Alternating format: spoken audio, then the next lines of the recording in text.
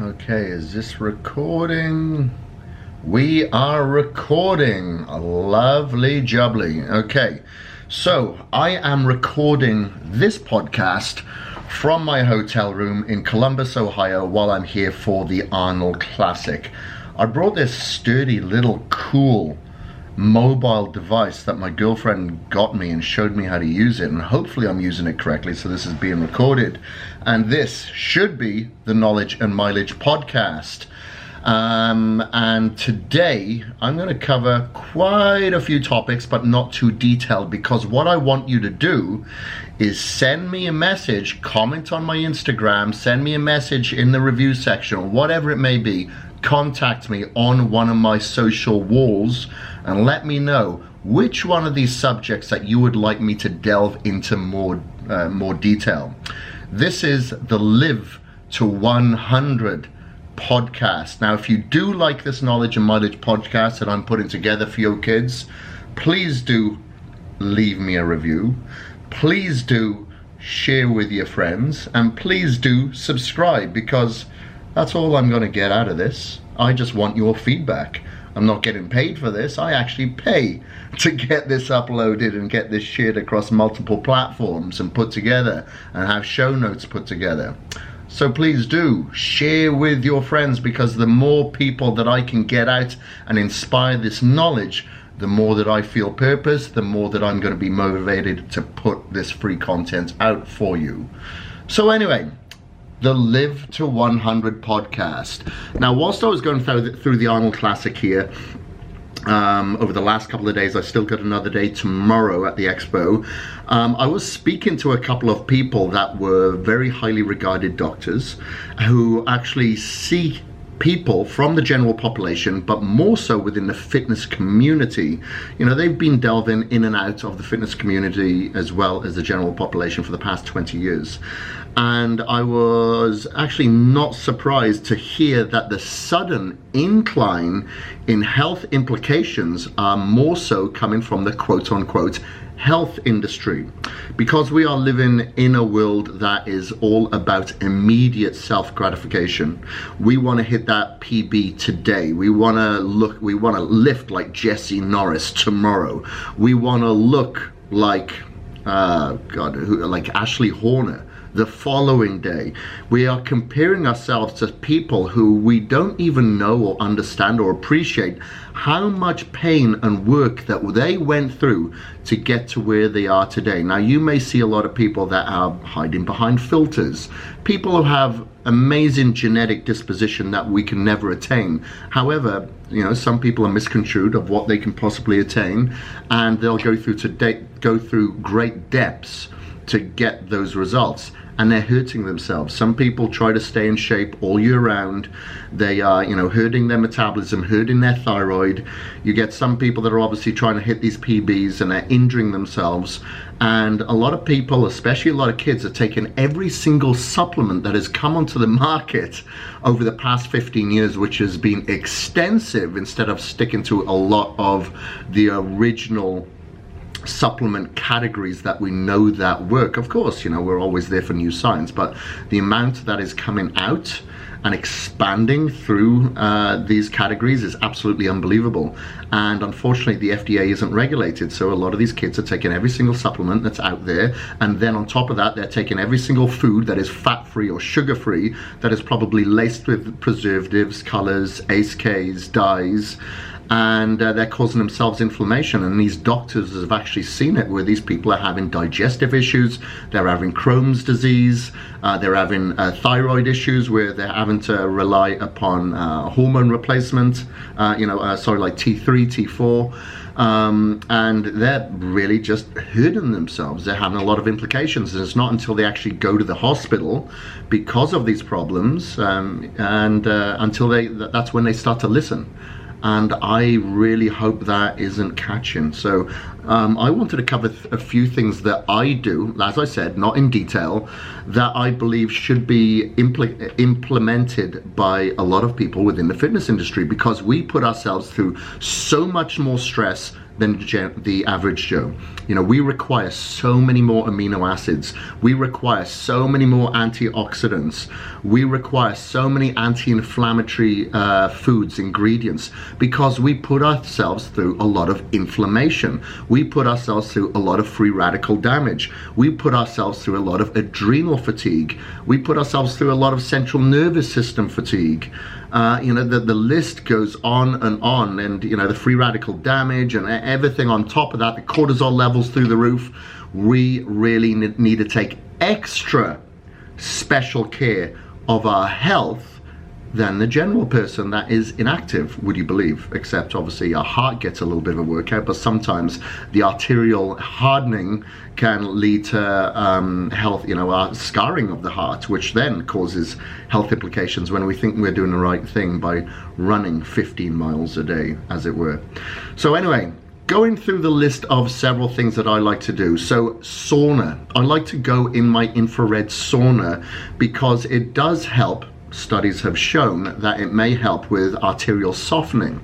It also helps release heat shock proteins, which actually go in and repair a lot of the degeneration of proteins in our body, DNA, that can be seen through aging, that can be seen through degeneration, degenerative, I can't get my words out, diseases, and through inflammation in the body. It helps with the detoxification process, helps with the growth hormone release, so in turn, it actually helps with aging, anti-aging. So I like to go in the sauna, not only for that, but it makes me feel good, it makes me feel relaxed. I know my cortisol levels are lower because I'm sleeping better at night for it. And if we have any heavy metals contaminants in our body, then it will help rid us of some of those heavy metal contaminants. It's not going to, you know, get rid of it altogether, but if you think of a chelating process, you know, it can help promote that to a certain degree. Cold therapy is another thing that we could possibly do if we've gone through a lot of inflammation within, you know, a gym, or like I wouldn't do it so much after a gym workout, maybe a leg workout, but when I was preparing for my Ironman, and sometimes I was going out for an 80-mile bike ride, or if I was going for a 16-mile run, I'd come home and get in the ice bath if I didn't have the cryotherapy nearby. So cold therapy really helped with inflammation around the joints. Obviously cryotherapy works a little bit more deeper and is a little bit more overall over the body. Wi-Fi, I try to switch off my Wi-Fi at night, and I try to stay away from as many EMFs as possible. That's why the sauna that I have is a clear light sauna, because it actually knocks out all EMFs, where a majority of saunas, like infrared saunas, has high EMF levels, which the last thing that we want to do is penetrate those EMF levels even deeper into our body within an infrared sauna. So I try to stay away from EMFs as much as I possibly can. Try not to have the phone to my head. Try not to use the microwave. Do whatever I can, such as use pulse electronic field therapy, so PEMF, magnetic field therapy, sorry. To remove myself of a lot of those EMFs that have you know, possibly gone in and damaged cells within my body. And for that reason, I try to stay away from blue light as much as possible, such as from my laptop, such as from my phone, after a certain time in the evening, around like 8 o'clock or maybe 9 o'clock, because this is a time when our circadian rhythms is certainly, it's supposed to be regular, and we're not supposed to be exposed to these artificial lights, and we're not supposed to be exposed to sunlight during the night, and the blue light gives off the same light as the sunlight. So whenever we expose ourselves to that cell phone, to that computer screen, our cortisol levels go up, thinking that it's daytime. Exactly what we don't want. We need to be recovering during this time. That is our body's way of repairing the heart, repairing the damaged tissue, lowering our cortisol levels, and keeping us healthy. We don't want that systemic stress of cortisol levels being higher and lead into heart disease. I will filter all my water. I'm traveling with right now with an actual flask that has a filter on it that filters about 99% of contaminants. So when I'm at the airport, I'll fill that up. When I'm at the hotel, I'll fill it up, knowing that I'm not going to get these contaminants in me. And when I'm at home, I do have a shower head as well that will go in the shower head, and it filters all the water, because I know when I'm in the shower, I'm taking in hot water, my pores are going to be open, and I'm much more likely to take in a lot of these contaminants that can be in the water. Bone broth, bee pollen, fiber, probiotics. I try to take these every day. So bone broth is great, antibacterial, anti-inflammatory, antiseptic. A lot of great for the joints. There's a lot of benefits to bone broth, so I'll take bone broth every day. Bee pollen, I will have that along with my Manuka honey every day. I try to go for a 15+ factor with the Manuka honey, something that's very concentrated. This is from New Zealand, and very high antibacterial properties within that, very high antioxidants within them as well. Fiber, I like to take fiber every day. I'll take glucosamine, so that's a konjac root, and I'll take the psyllium husk. And this will help cleanse my intestines. Of course, I take in a lot of protein during the day, so I want to make sure that I keep my intestines clear. Our population today takes in much less fiber than our great-grandparents did, and our great-great-grandparents, because of, you know, the food isn't as high fiber as it once was. A lot of the fast foods around that don't contain any fiber. Then, you know, they may say fortified with fiber, but how much? And I'll take probiotics. So I try to take in, you know, a supplemental probiotic that has like a 50 to 60 billion strain. On top of that, I also have kefir. I will usually have goat kefir. You'll find that sometimes it isn't as adulterated as a cow kefir, again, to make sure that I'm taking plenty probiotics and looking after my gut microbiome. So for that reason, I will make sure that I remove sugar, most of gluten from my diet, because that gives an inflammatory response within my stomach, which leads to a chemical reaction to the brain, which can make you not feel too good. You could have anxiety, depression, bipolar-like symptoms. It can lead to more cravings as well. Exactly what I don't want. So I'll remove sugar from my diet, again, because it's not very good for the inflammatory response and the growth of bad bacteria in your stomach. So for my stomach as well, I'll take fermented supplements. Obviously from Cage Muscle, we have fermented glutamine, fermented branched chain amino acids. I like to have food and supplements that have an improved bioavailability, that hasn't been hydrolyzed with heat or harsh chemicals. I want something as natural as possible within my body, and that's why with Cage Muscle supplements, we ensure that we pass the Prop 65 Act, because I don't want any heavy metal contaminants within my system either. That can lead to a lot of issues, whether it be with your thyroid, whether it be with your liver, can be cancerogenic. So stay away from those heavy metal contaminants in your supplements. And obviously you got to look at mercury and things like that, especially in plant-based supplements that normally take in a lot of the heavy metals from the plants, from the ground. Omega-3s, I try to go for high EPAs and DHAs when it comes to the omega-3s. They're good anti-inflammatories, great for the brain. Apple cider vinegar I'll take every day. I'll take about 30 ml of that with about 20 to 30 ml of organic lemon juice to cleanse my body. Again, antibacterial. They used to actually treat people in World War I believe it was, with their wounds, antibacterial, antiseptic. So that's what I take every single day, and I'll obviously then, once I've cleansed myself with that, which I generally have some ginger, turmeric and cinnamon mixed within it, that's when I'll take my kefir straight after, because I've cleansed myself a lot of my bad bacteria along with my good bacteria. So that's when I like to go in and replenish my good bacteria.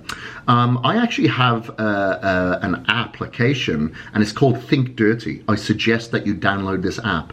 Now you can scan pretty much all your hair products, your washing powders, your detergents, your cleaning products, your makeups, absolutely everything. You scan the barcode and it will tell you all the ingredients, and it'll have a yellow, green or red marker next to it, red obviously being the worst, and it'll tell you why that ingredient is bad for you. It could be cancerogenic, it could be full of heavy metal contaminants, it could be worse, So it will tell you exactly what that skin cream is, and it can provide you then with alternatives, ones that you know that have complete natural ingredients. So the first time I used this, I think I was in a bath and I just ended up throwing so much stuff away into the trash can and replacing it with a lot of the healthier, as it was, skin creams. I actually even have one of those skin creams and facial wash with me that I will bring to the hotel. Speaking of the hotel, when I'm traveling, I try to have as much of a natural environment as possible. I will bring my Himalayan salt lamp for calming purposes to take positive ions out of the room. Unfortunately, a lot of the rooms do not have do not allow you to open the windows. So for that reason, I go very high with my glutathione levels, my vitamin C. Like I said, I have my lamp on. I generally don't sleep as well otherwise. If you have a biomat is a great thing to take with you while you're traveling to help you with those EMFs, because you can be exposed to a lot of those EMFs when you're traveling as well. You know, you can't really unplug the Wi-Fi if you can't find it in your room. Kombucha. I like to drink kombucha every day if possible. Again, so I can get those fermented ingredients within my stomach and remove myself of the bad bacteria, look after my good bacteria, especially if I'm putting myself through a lot of inflammation, which I generally do the way that I train. And, you know, sometimes if I'm on a particular diet, my diet is not the healthiest it could possibly be. So there's a lot of things that actually go with that as well. So hence why I drink the kombucha. I'll also have fermented foods. So I'll have my kimchi, I'll have my sauerkraut every day. You can actually purchase gut shots as well. With my vegetables, I try not to overcook them. I try to eat the rainbow with most meals, or at least every day. Have my my yellow, my red, my green peppers, my orange peppers. Have my leafy greens, my spinach, asparagus, cucumber, lettuce, tomatoes, zucchini. As much as I can mix up spring onion, and I try not to overcook it, because the food is designed to heal, or it is designed to hurt us. And if we don't have any healing properties within that food, then what's the point? Because the environment today is out to hurt us. Now, when it comes to plastics, I try to stay away from as many plastics as possible. If I am eating from a plastic, I will try to use like a BPA or BPS free. I will actually look at the numbers to ensure which numbers are eligible for me that I know aren't high estrogenics, because a lot of these plastics can be, especially if you were to drink from a clear white bottle, that is usually sat outside in the sun, outside the supermarket. Not good for you. I definitely would not feed it to my kids if I had any. So that is something that you should be conscious of, eating from plastic forks, using microwaves, putting plastics in microwaves, even it says microwave friendly. I just don't trust it. I try to stay away from that and try to use those particular plastics that are approved, BPS, BPA free, and also try to stick to, if I'm having a coffee, I'll have, instead of drinking from the coffee that the cafe will give me, that's generally in plastic or styrofoam or something like that, I will actually have my own flask and I'll give it that to them, and this will either be porcelain or glass, and I will actually drink from that as well. Now, the reasons why I do this, of course, I want to look after my health. I see the massive incline of an escalation of people with various diseases, bipolar-like symptoms, very many mental health issues, cancer going through the roof, diabetes, thyroid issues, all these things, estrogen and the testosterone levels in men today is absolutely unbelievable, dropping through the floor in comparison to what they were only 20, 30 years ago, especially if you look at people from the military who don't sleep, they're always in time zones, they're being worked so hard, and these are masculine guys with really low testosterone. So, that's why, we've released the Ferrodrox supplement from Cage Muscle. We've been working on this for 3 years because people really need to today control their estrogen levels and hopefully support their testosterone levels. Anyway, that is it for today. So if there are any of these subject matters that you would like for me to go into in more detail, please message me. This is the Knowledge and Mileage podcast. I'm Kris Gethin. Please subscribe, please share, and please leave me a review, good or bad. Thank you very much for listening. I will speak to you from Boise next week.